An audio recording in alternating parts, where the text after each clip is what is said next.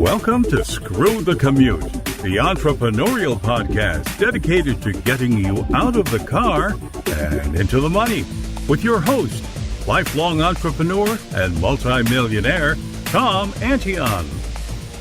Hey everybody, it's Tom here with episode 188 of Screw the Commute podcast. We're here with Jeffrey Gitomer, and I've known this guy, since Superman was a baby, and he's been wowing sales organizations pretty much forever. So I'm going to introduce him to you in a moment.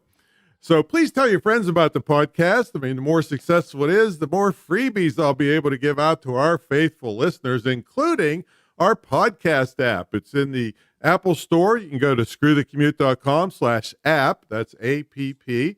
And we've got complete instructions to show you how to use all the fancy features so you can take us with you on the road.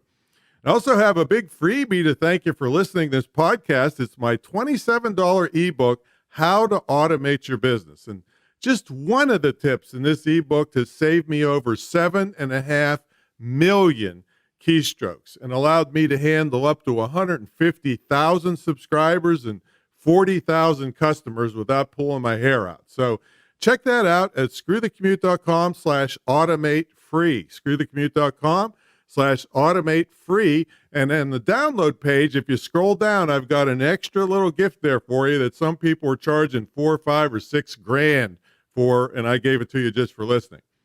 Now, our sponsor, we just finished up Vetrepreneurs Month on the Screw the Commute podcast here, but I still want everybody to know about the Internet Marketing Training Center of Virginia and how we are approved by the Department of Defense to participate in the MyCAA Military Spouse Scholarship Program. So if you know any military spouses, I live in Virginia Beach, Norfolk area. They got to take crappy jobs because nobody will invest in them because they know they're going to leave.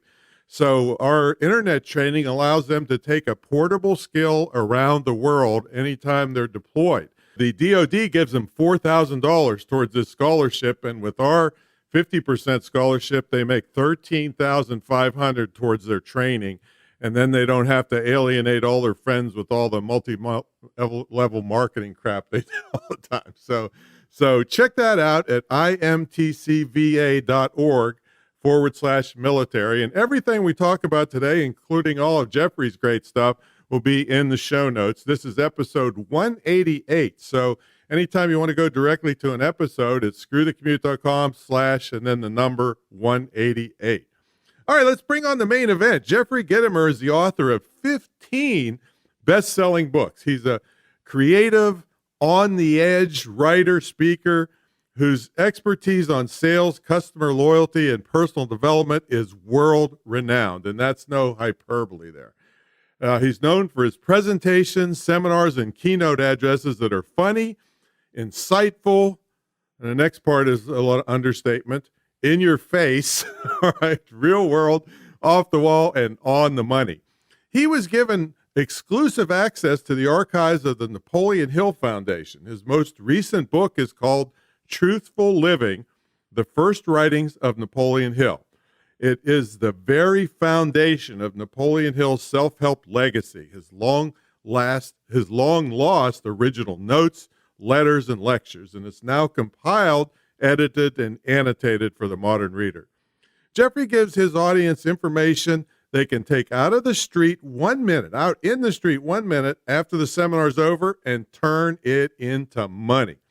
In his podcast, Sell or Die, which I happen to note I have not been invited on, which I have to talk to him about that. But anyway, with his co-host Jennifer, and she is going to be Jennifer Gitomer here shortly. So that's interesting. Gets over 100,000 downloads a month.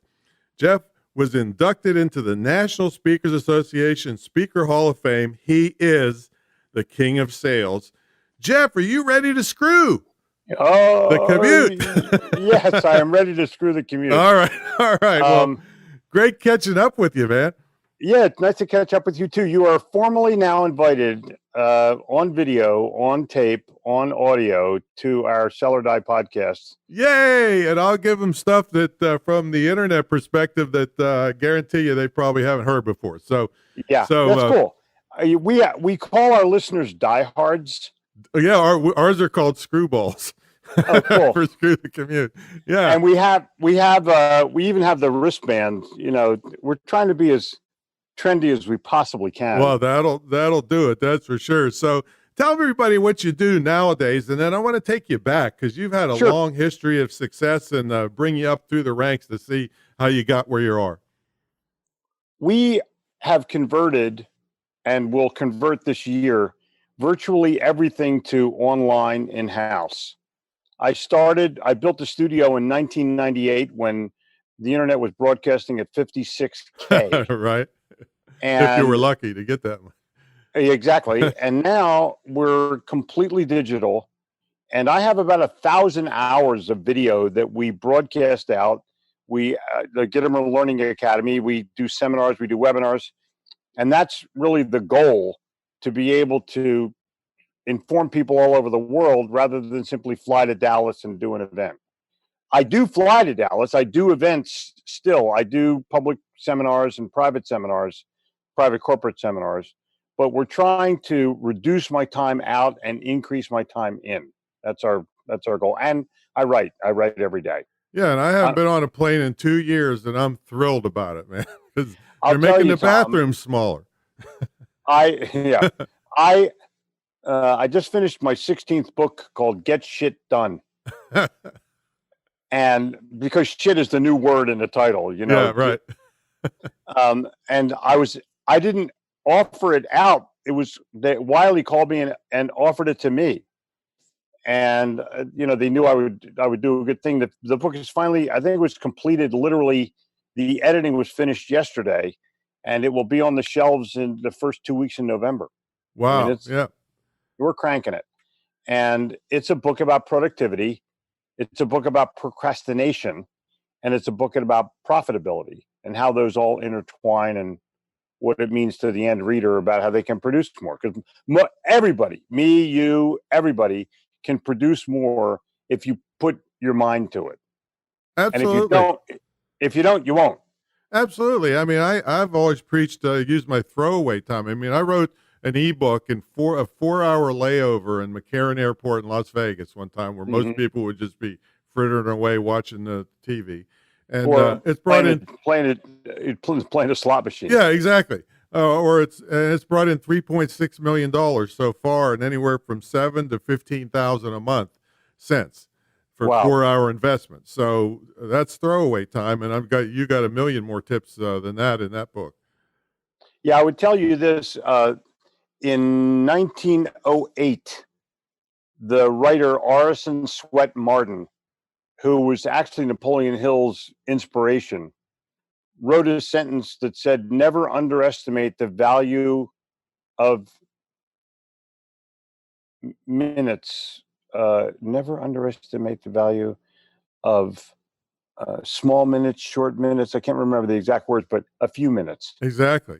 So you take your couple minutes and you put them to use, or you piss them away. Those are your options. Yeah, and you don't get them back either. And I was on the internet back in those days, and Yeah, exactly. 1908. Yeah. It's funny. The minute the internet came out, I registered Gitomer.com, my last name. My family still calls me up and asks me if they can share it, and I tell them, you know what I mean? I think, I'm not positive, and I'm not claiming this, but I think I was one of the first 1,000 websites, Antion.com. It was prior to the thing called the Wayback Machine. It started in 96, but I was on in right at the beginning of 94 when the commercial internet was really. Yeah, I think 95 was my year. Yeah. I can't remember. But you can go back on the internet and they have all your old websites somewhere. Yeah, that's the Wayback Machine. That's what it's called. And they're funnier than hell to look at that thing. Everybody had a spinning globe. That was the big fancy thing. And yeah, or you just had a 500-page long single-page website. In those days, you had to download a video for like 3 hours to play it at like 1 inch by 1 inch for 3 minutes or 2 minutes. Yep. We shot all these videos in whatever the definition was. So it would have been standard or less at that point. Yeah. but you had to play them so small. So we would invent things like put the video in the head of a watch and play the video from there. It was incredible what we had to do to be able to create training modules. Now you got a really serious studio now, right? We have a TV studio here, but I think you got the ultimate one, right? We have a great studio, and better than that, though, we have the people. We have great editor. We have full-time studio people, and we do our podcast, but we also do other broadcasts. And the seminar, I just did a 2-hour seminar yesterday, literally to the world, about how I sold in New York City, and what I did to create my own competitive advantage in every single sale that I made. Yeah, and it was pretty interesting. It was and that was live broadcast, right? Oh yeah. Yeah, and then you repurpose them and we're going to make it into a course. Yeah, of course. There you go. Beautiful. But it's going to be 3 parts. The first part was my $1 million sales formula, and then the next one is going to be about how you deal with yourself, your belief, your enthusiasm, your attitude, and then the third one's going to be about referrals and what do you have to do to earn them instead of ask for them. Right. All right, let's take you back. I mean, were you an entrepreneurial kid? Yeah, my dad was a businessman. My grandfather was a businessman. I didn't know the word entrepreneur until I read the magazine. Because everyone, whoever came to our home was a business person of some kind, man or woman. Mm-hmm. They had a real estate company. They had a dry cleaning business. They were doctors or lawyers. Everyone in our circle of friends and influence owned their own business and their own revenue source. Wow, and how lucky were you, man, to be surrounded at a young age with that stuff? Yeah. Oh, yeah. I had a college education before I ever went to college. Yeah, exactly. I used to sit down. I used to sneak down and listen to my father's pinochle game on Thursday nights. And it's never underestimate the value of spare minutes. That's right. So what was your first endeavor? I actually, my first business was selling firecrackers to my fellow 7th graders. My parents brought me back a lot of stuff from their trip to Florida. They stopped at a firecracker factory in Maryland.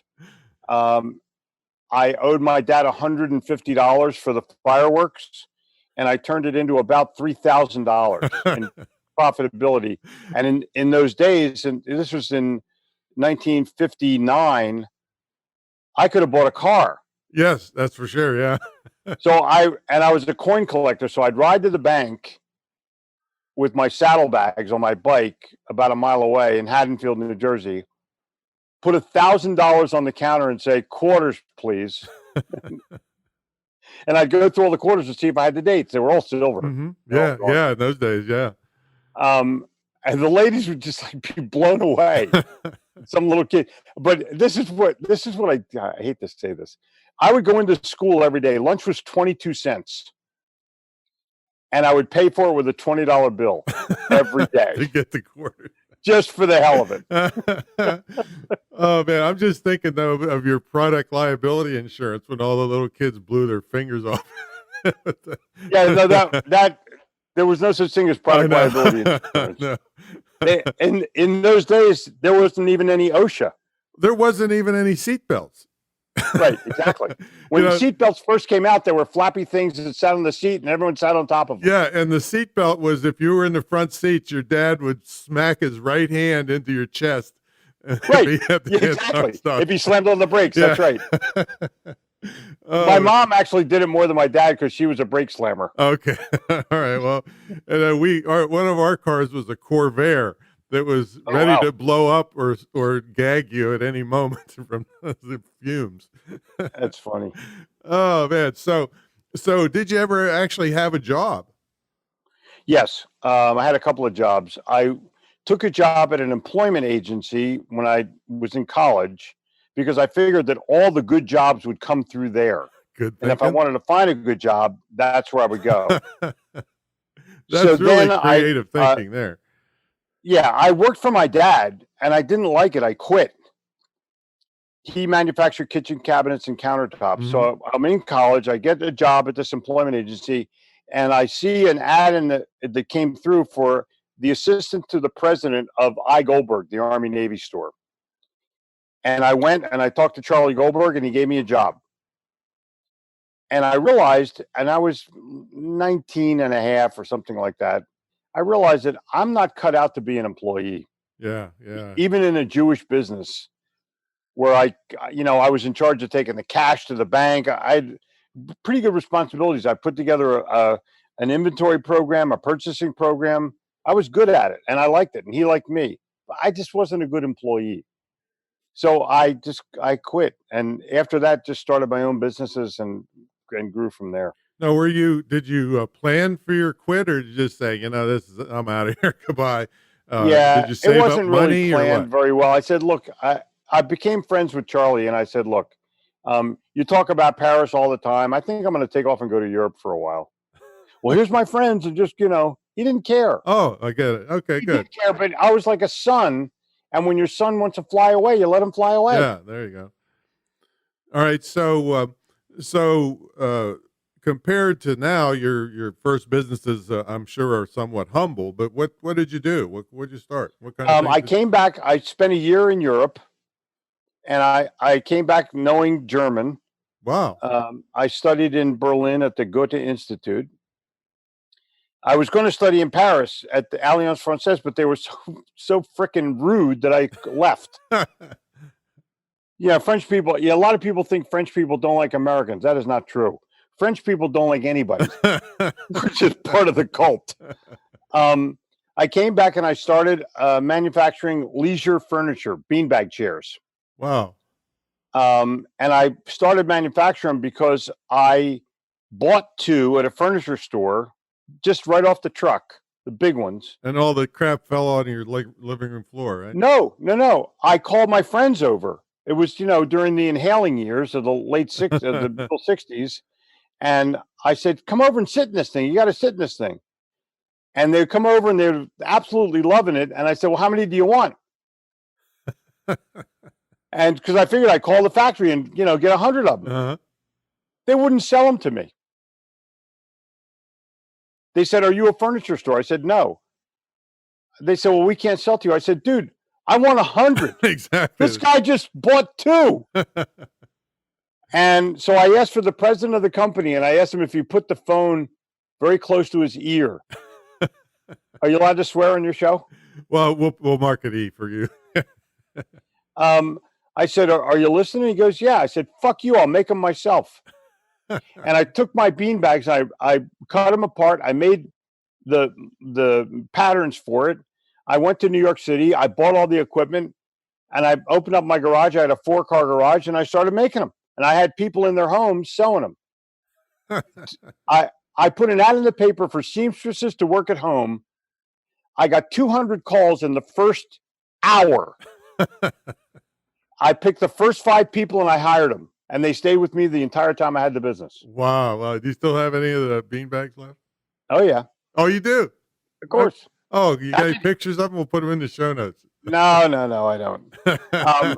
But I'll tell you this. I actually do have a lot of pictures. We had a photo shoot a couple times, but I'd rather do something on the internet about sales. But I was a sales guy. I would go to New York City and make sales. I go to Bloomingdale's department store, and I drag this huge beanbag into the store with me, go to the furniture buyer, pluck it down in front of him, and say, have you ever sat in one of these? He goes, no. I said, well, sit in it. He goes, all right. And he sits and he goes, wow, this is really cool. I said, here's the order form. Fill it out. And that was it. That's how I sold beanbags. Yeah, and I guess it was hard for him to have any objections on something he'd never Right. seen before. Right. Because first of all, Bloomingdale's, they don't care what the price is. Right. And I sold thousands of beanbags in New York City. Thousands. Oh, man. So then what happened? Then I moved to Florida, and in the Gentile part, in the middle of the state, near Orlando, my dad and I were going to open up a mobile home park. And we did, and I hated it. And one day, these 2 guys who were doing promotion for me said, "Hey, we're starting this T-shirt factory. You want to be in?" I'm like, "Yeah, I love T-shirts." And this was in '74, at the beginning of the T-shirt revolution. And I put money in to be a third to be 1/3 of the company, and I sold millions of dollars worth of garments in New York City. Wow. Millions. So did you guys just think up sayings to put on? I mean, Yeah, we had stuff. I had a strategy for selling it. All these people would ask me for samples, and we pre-made the sample when I'd fly to New York City. And I'd say, yeah, we can make you a sample. If you like it, how many will you buy? And I'd wait for an answer. And then I'd say, well, if you love it, how many will you buy? And I'd wait for an answer. And I'd take my shirt off and show them the shirt. I said, you like it or you love it? And literally, Tom, my closing ratio was 100%. We never made a sample that we didn't sell. That's the like it or love it close, right? Yep. Isn't that cool? Oh, man. So you're I mean, I sold Copper Tone, the little dog pulling down the girl's bathing suit. I sold Revlon, the Charlie T-shirt. I mean, I sold Alfred E. Newman the shirt to Mad Magazine. Wow. So would you call yourself pretty much self-taught in the sales arena?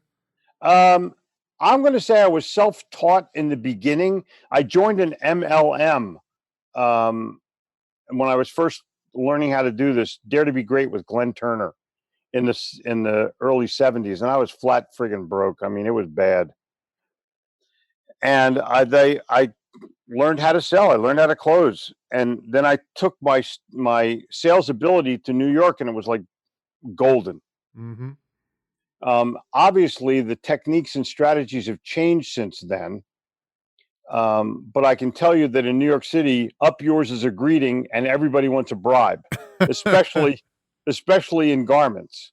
Mm-hmm. And because we manufactured the garment and the print, I could drop one profit point from the pricing and allow the buyer to mark it up 125% instead of 100%. Mm-hmm. It would sell out, and he would be the best, most profitable buyer on the planet. And I made literally millions of dollars using that sales strategy. Amazing. Yeah. So tell people about your company now. It's quite a bit. I've been writing about sales since '92. I've written, I wrote the Sales Bible. I wrote the Little Red Book of Selling, which I was just offered the domain name by the great Tom Antion, who's only had it for 12 years. Yeah. And we'll buy it, by the way. You don't need to buy it. I bought it just to give it to you as a gift, and just to cover your butt. And cool. But the Little Red Book of Selling has gone on to become the best-selling sales book of all time, literally. Mm-hmm. And you see it everywhere still. You will go into any bookstore that still exists. Oh, yeah. There it is. Exactly. Every time. Can't miss it either. Every time. Yeah. And people will tell me, I still buy this book every time and give it to all my new salespeople. It still sells more in 1 year than most books will sell in a lifetime. Forever. Yeah. It's called an evergreen book, and it's what every publisher hopes that you have. And exactly, evergreen. That's correct. But I mean, I've been very blessed with that book. I'll just say this, and I did it in a way. I published with Bard Press, and they have a profit thing rather than a royalty thing, but you have to invest in the book. And I was literally, Tom, I was $1 million into the book before I received the first dollar back. All right, well, that's that's quite a risk most people wouldn't take, but I mean, that's no, but I was on the Wall Street Journal bestseller list 103 straight weeks with the Little Red Book. Amazing. It's amazing. I know. People do everything. They pull out every stop to get on once. I know. Could you, or have you ever planned on doing like a relaunch of it to put Probably. it to the forefront? I have again? never changed a word. Yeah. But I mean, just bringing it back out to a new generation. It's in its 31st printing. And the only thing I changed is the number of print and the date. That's it. Yeah, I had a book in its 7th printing only because the first 6 were blurry. When That's funny. That's funny. So what kind of stuff would my my crew want to check your website out for? What kind of stuff would you have Well, for? from an entrepreneurial standpoint, keep in Mhm. mind, I grew up as a businessman, and I was responsible for every aspect of my business.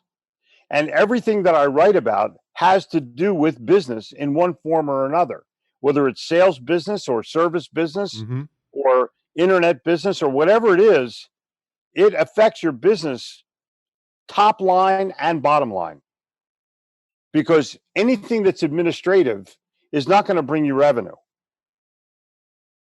Your HR department is a drain on your money, and most people in small business, they're their own HR department Right. Yeah. anyway. Right. Um, and we have, I think, 12 employees. It fluctuates between 10 and 15, depending on what's going on at the moment. But we're politically incorrect, and we intend to stay that way. I don't have a team. I have a family. My daughters work for me, but some of the employees have been here for 11 years. Right. Yeah. They love you, and when I did see them at events and stuff in the past, they're Yeah, just it is a family. I mean, they're just excited about what they're doing. I'll tell you, we did a retreat this year. I took 12 people to Lake Lure, North Carolina. I live in Charlotte. It was about a 2-hour drive. And it's the house where Dirty Dancing was filmed. Wow. It's a big house. It sleeps a bunch of people. We all slept in the house. We all cooked meals. We took our 2 dogs and we took my 10-year-old daughter, even though I shouldn't have one 10 years old, I did. My older daughters went and my 10-year-old daughters went.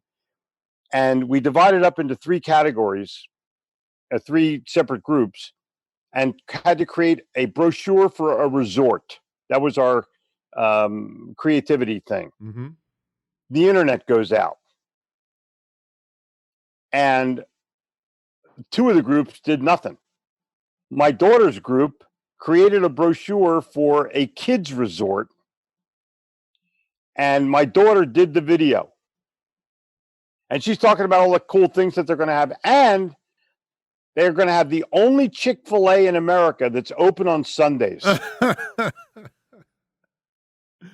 Oh man. She told the story like she knew a guy and Yeah. they knew the owner of Chick-fil-A and they got special, dispensation. I mean, it was, we gave her a standing ovation. Oh man. So how do you feel that you created this family atmosphere? Because it's been this way a long, long time. This just Yes. didn't occur since your 10-year-old daughter hit the scene. I'm going to give you a couple of secrets. All right. First of all, everybody gets to be themselves. Second of all, we feed people. We eat lunch together. There's coffee. Anything you want, you can have. There's no, why don't nickel and dime somebody for $1 for the coffee bullshit? You know what I mean? Well, back up one. They get to be themselves in what way? Well, how do you mean that? You dress however you want. We have hours. The hours are pretty much 9 to 5, but you come in when you want and you leave when you want. And everybody comes in early and stays late.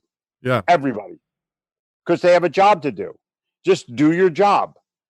Now, we have one very special program. If you screw up, I give you $100 cash. Okay. And the reason I do that is because you didn't screw up on purpose. You feel bad about it. I'm probably going to call you out on it, maybe publicly, maybe privately, but I've just given you $100. How can you bitch about that? And the answer is you cannot. And I learned it on accident more than 20 years ago. One of my employees lost a bunch of emails, lost a bunch of email addresses. And I was so pissed off. And I thought, you know what? I'm just going to give her $100. She's a good kid. And I'm going to have it out with her. And so she won't do it again. Her father called me that night to thank me. Wow. And I said, you know what? This is a program we're going to continue. Yeah. Yeah. I mean, you don't hear that every day. No, it's a badge of honor. Yeah. It's a different kind of environment. I tell people, if you leave here, you're going to have to go get a real job. And you're going to like it. Your boss is going to be an asshole. So I don't have an office in my office. because I swear and I'm loud. And Jen, who's my wife, she runs the business, and she doesn't have an office. We both office in our home, which is just down the hall. Right. That's right. our commute. Our commute is literally about 30 yards. About. Oh, I've never gee, measured I it. don't know. I may have to cancel this interview for 30 yards. Jesus. It's too short. Dude, no, that's Oh, pretty too far long? for me. Yeah, I mean. So, but I raced my 10-year-old down the hall. And I mean, we've raced down the hall since she was 3. And just keep in mind, we're right up to date. We do the best thing we possibly can. Everybody's on Mac. Everybody's high speed. Everything's digital. Everything's virtual. We're doing the best we can to stay on top of the market. And because I'm a writer, I'm also a thinker. And my job is to create ideas, and I get all of our people together and say, okay, what do you think about this? Let's have some feedback on this. Let's have some feedback. And everyone feels part of the process. And every Monday morning we have a meeting for about an hour to talk about what everybody's going to do and how everybody's doing and what needs you have. And then we create a couple of ideas and then we go. And then we have a stand-up meeting every day for about 10 or 15 minutes. All right. Now, the last time, I mean, it's probably been at least maybe 15 or 20 years since I actually saw you speak. And it amazes me that you say, okay, we're going to stay politically incorrect because, the atmosphere in the world has changed crazy. So you're telling me that hasn't affected you at all? Well, I'll tell you what I do. When I'm in a corporate environment, I ask my customer where my boundaries are. Okay. And I stay within those boundaries. Right. And because some of my the customers boundaries have changed over the years, haven't they? Yeah. Yeah. Oh, yeah. They've totally changed. Yeah. Okay. Some are not. Some don't care. But I'm going to say at least half of them are more sensitive now than they ever were. Right. Right. And I believe that's going to change anyway. I believe in the next few years it's going to change. Yeah. It'll go back to the way it was. Oh, okay. Good. Yeah. I would love to see that. Exactly. So would everybody. But the problem is there's like 5 people screaming help. Mm-hmm. And, you can't make a remark anymore that doesn't piss somebody off. My goodness. I made a joke about water, and somebody from some third world country pitched at the meeting planner, water is not funny where I come from. And well, it's funny here, dude. Yeah. Drink up. Yeah, so hit the fucking water fountain. So here's the deal. I am going to stay true to myself. And by doing that, my coworkers, my family of people will always know that I'm not faking it. Exactly. I don't even have a language barrier to my kid. Mm-hmm. We don't have a filter. Because I don't want her growing up going, well, my dad never. No, my dad always swears. I don't want her to say it, but I don't want her to reject the fact that I do. And as a result, I have a daughter and a friend. Got it. And that's what you got to. If you're a parent and you're not friends with your kids, you got a problem. Yeah, that's for sure. And I know boundaries too. I mean, I get away with, I've been doing mostly public seminars since the last 20 years, but when I was doing corporate, I had to, there's certain things I could say and not say. Yep. And you got to play the game. But, right. And you don't want to offend anybody needlessly. Exactly. I don't want somebody to miss my message just because I said a bad word. Exactly. I mean, good gosh. Yeah. So we got to take a brief sponsor break, and then when we come back, we're going to ask Jeffrey what's a typical day look like for him and how he stays motivated. So, yeah. So, folks, again, we're just finishing up with Veterpreneurs Month, and I just really am thrilled that I'm able to help military families. So many people are ragging on this country nowadays, and I kind of wish they would just go to another country and try that, and they'd either get executed or thrown in jail. And you know what? I wouldn't even miss them. But I am thrilled that I just spoke at the Military Influencers Conference in D.C., and I was able to help lots of military people get on the right track after they leave the service. So That's what our school's all about. We give a 50% or a $9,500 discount to veterans, active duty, military spouses, law enforcement, and first responders. Because guess what? We couldn't be doing what we're doing if it wasn't for all those people putting their butt on the line on our behalf. So we give that right off the bat, and then the Department of Defense gives military spouses that are eligible an additional $4,000. So they can get $13,500 towards a skill that's portable. So if they get PCS'd or deployed to South Korea, or, in fact, I mentioned South Korea because I had an intern, military spouse. She moved to South Korea, and guess what? I don't care. She still can do work from there, and that's what this school is all about. So check it out.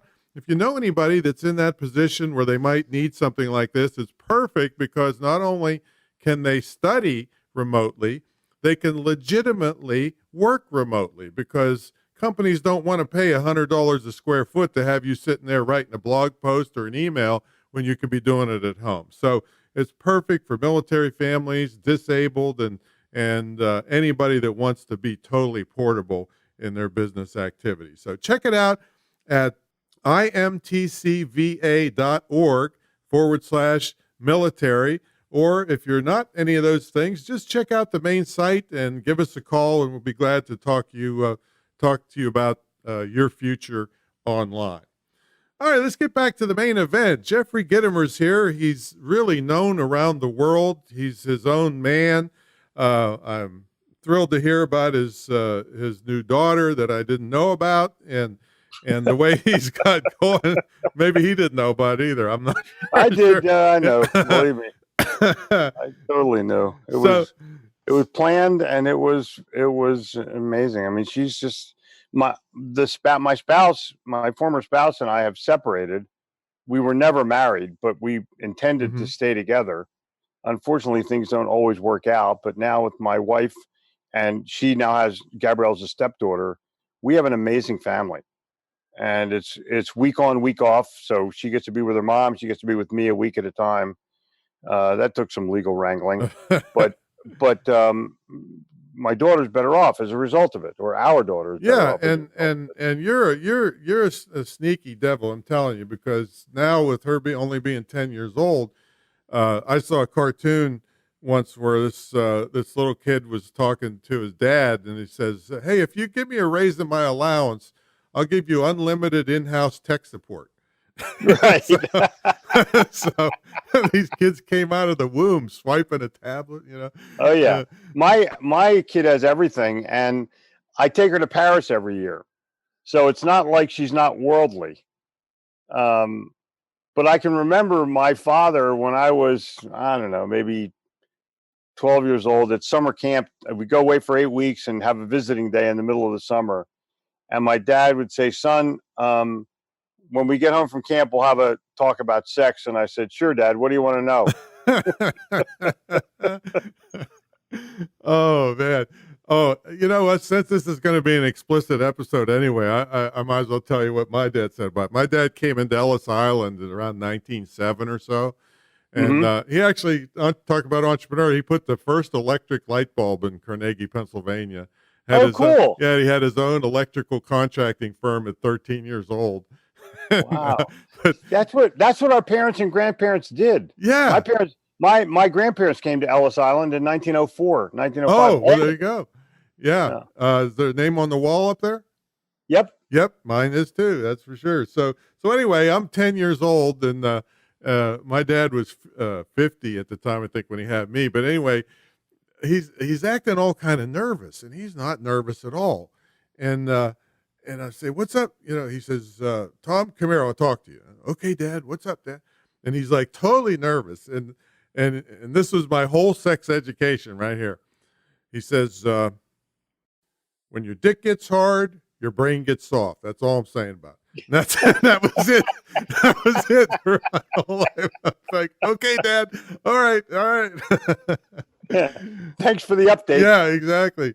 And he actually, I got a picture here. I did a big tribute to him one time where, Johnny Cash, right?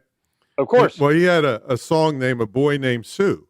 Yep. And the whole idea was he named the kid Sue because he's an old drunk cowboy and never going to be around to raise the kid, right? So my dad's 50 when he has me, and he tells me that when I was a just crawling as a baby, he would put pillows in front of me and put my toys on the other side to teach me how to overcome obstacles. Oh, wow. And he only went to second grade himself, so one of the most brilliant guys I know. And to this day, I'm totally unstoppable. Now, I won't cheat anybody or step on anybody, but if you tell me I can't do something, Yeah, get that's out of when the it gets way. done. It's just like Exactly. you'll blow by him doing it, So, Yep. so tell us what the typical day looks like for you. I'm up sometime between 5 and 6 every day. Yeah. I do 5 things in the morning. I read, I write, I prepare, and that causes me to think and create. That's Mhm. been my morning routine for 25 years. Yeah. Never vary. I know you're a book freak because before we got on the audio Yeah. part here, I saw your where you're at. You're just surrounded by books, and I got three libraries here at the retreat center. Books are your friends. They're totally your friends, and they're your educators. And if you want a brand new idea, just go to a book. It's 100 years old. They're easy Yeah. to find. Right. So that starts my day. I have a new So diet. say that again. because You just I 5 write, things. I Right? read, I prepare. Those are the 3 main things in the morning: write, read, prepare, Mm-hmm. and that causes me to think and create. Okay. So I own books on creativity. I don't know how much you know about creativity, but the Michael Mahalko book, Thinker Toys, is like my benchmark book. Mm-hmm. And I actually spent a day with Edward de Bono, Wow. who's the grandfather of creativity, maybe in the world, but at least in America. Mm-hmm. And I think creativity is a very important science to learn. So I continue to educate myself about it. And in the seminar that I did yesterday, there's a whole segment on an acronym called SCAMPER, which is the way you look at things in a different perspective or a different light can change the way your outcome or your ideas are formulated. Absolutely. So that's how I start my day. I had a bit of a health scare at my age. I had a prostate scare, Yikes. and so I went to a clinic in Mexico to heal myself. And in doing that, my diet changed. So I don't eat red meat anymore. I don't eat pork anymore, I don't eat sugar. I don't eat flour. I don't drink carbonated beverages. And I never drank alcohol anyway, but I don't anymore. If I go to Paris, though, I have wine. I don't care what my diet says. Okay. And that's caused me to shed some weight. So I eat a real good breakfast. Mm-hmm. And then I start my day usually by talking to customers or doing somebody's podcast like the great Tom Antion, or doing something that's productive. And I do something new and different every day. And that way I have a good time. I have fun. I've talked to my clients in the morning. I'll go to the staff meeting for 15 minutes, sometimes, not all the time. And then I hang out in my creative space. Now, a client might be a consulting client or a upcoming speaking engagement, or what? Yeah, it might be an upcoming speaking engagement to talk about what kind of talk I'm going to give. It might be somebody that's looking to take my online training program. I just did a welcome today for a large lumber company who's putting all their sales team on it, and we're going to launch it on Monday. And they want me to do a short, video Zoom thing Mm-hmm. on what to do, how to do it. And so I will, and challenge them and tell them that the company has bought things for them, and all they have to do is take advantage of it. All right. So now, do you license any of your stuff to others, or do you just have them all come to you at a price per head, or what? How do you do Price per head. that?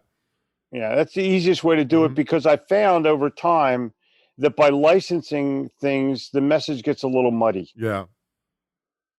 I am trying to partner with a CRM firm, unnamed, and I believe that's going to happen. But that would mark the first time that training actually gets into CRM, which would make sales possible. Well, what platform do you use now to deliver the training? We use 2 platforms. We use Kajabi, Mm-hmm. and we use a company in New York City called Knowledge Link. Mm-hmm. And we can deliver, the reason we don't use Kajabi for everything is that Kajabi has no reporting. Got it.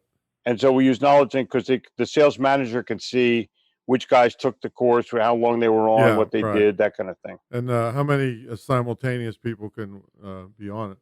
And anybody. A lot. Thousands, got it. Yeah. Awesome. So how do you stay motivated? Pretty easy. I got a 35-year-old wife and a 10-year-old daughter. If that doesn't motivate you, I don't know what the hell does. But I love living. I'm self-inspired, not just motivated. That's the way I am too. Now, do you homeschool? No. Gabrielle's private schooled. Oh, I see. Okay. It's just down the street. About a mile and a half away. There's good stuff in Charlotte. Yeah, it's amazing. The school that Gabrielle's going to right now is the best school I've ever been involved with. Nice. It's religious, so it's a little bit iffy in the New Testament thing, but I get over that with the quality of the teachers. Right. Yeah. Because I have become, this is her 6th year there, and I've become friends with the teachers. It's Trinity Episcopal School. It's unbelievable. It's unbelievable. Yeah, because I get scared to death. I don't have kids, but I see stuff on TV. It's the stuff they're putting in front of kindergartners. Oh my God, I know, it's horrible. I cannot believe it. It's just, I monitor what she learns, and I become friends with all the administrators, so I kind of get a feel for what's happening. I don't get deeply involved in it. I don't, I'm not a room mother or anything, but I read to the kids. They're going to all come over and do a podcast this year. Oh, awesome. Yeah. Mm-hmm. It's fun. Having a studio is a huge, huge advantage. Absolutely. And I've had one now, since 1990. Yeah, you've had it for a long time. Long time. So when you've had a studio for 20 years, it evolves, and you learn how to read, you learn how to record, you learn how to look at the camera, and now it's instinctive for me. And I still have friends of mine come over, don't know what to do. Yeah, we've had ours 17 years and stuff. The biggest trouble we have is we don't have actual TV studio air conditioning, so we freeze the place down and then turn them off so it doesn't get on the audio. That's about the only thing. Yeah, we're about the same. Yeah. We have air conditioners. Sometimes it's a pain in the ass, it's not. But we have soundproof recording studios.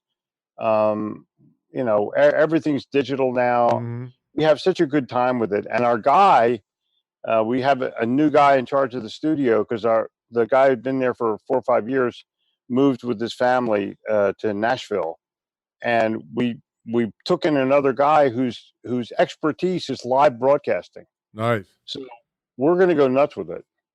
Absolutely. So awesome. So tell everybody where to go to find all your stuff and check out, and where your books and all that stuff. I think you go to the X-rated department in any. Go to Gitomer.com, Gitomer.com, and you'll find a wealth of information. You can email me personally, Jeffrey@Gitomer.com. I get all my own emails. I answer them myself, or my wife will do something, or my daughters that are here, they'll do something. But we'll get back to you straight away. Yeah, if they happen to be in a big company and want to bring you in, do you have anybody handling that, or just talk to you? Jennifer handles that. Just Jennifer@Gitomer.com. Jennifer@Gitomer.com, in case you want to get Jeffrey to come in or do something for your company. Yep. And literally, Tom, my answering service that I've used now for about 25 years, they're in Oregon. They answer the phone in the second ring, live. Hello, Jeffrey's office. I will get texted during that call. I can call back a prospect in under 2 minutes. That is beautiful. Speed. And the first word out of their mouth is wow. Exactly. Speed. Even if it's midnight. If I'm asleep, I fake like I'm awake.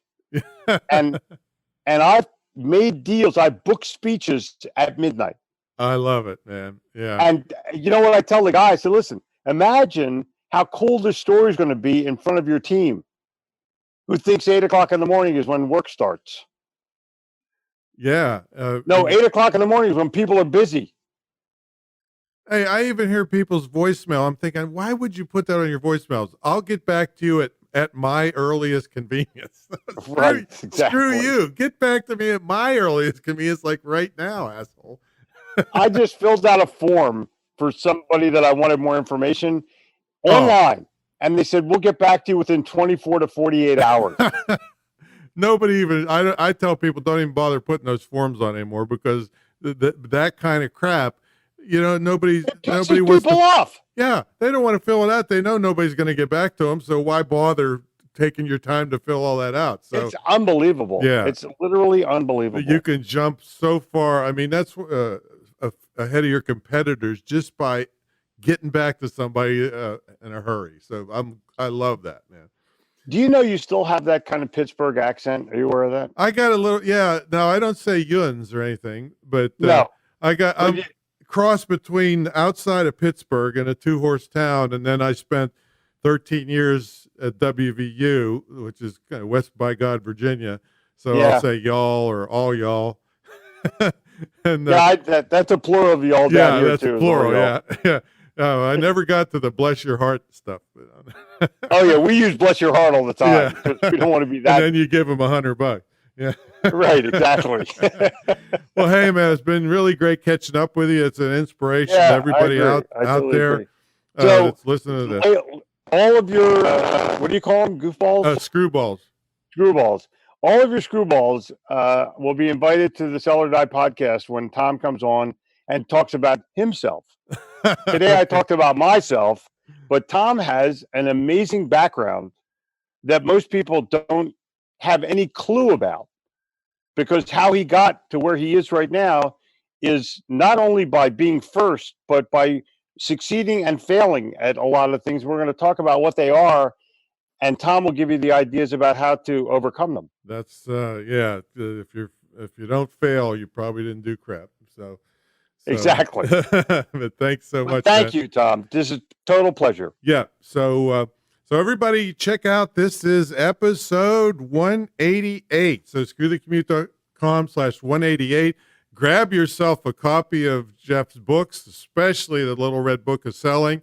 And the newest one, what was the name of the newest one again? Truthful Living. Truthful Living. And was that the one that... no, the one I'm doing now is called Get Shit Done. Yeah, Get Shit Done. But the Truthful Living was based on the Napoleon Hill stuff, right? Yeah. Yeah, That's a great story on how you got that, too. So check everything out, folks. This guy is the real deal, and quite an inspiration to all of us. So thanks, Jeff, for coming on, man.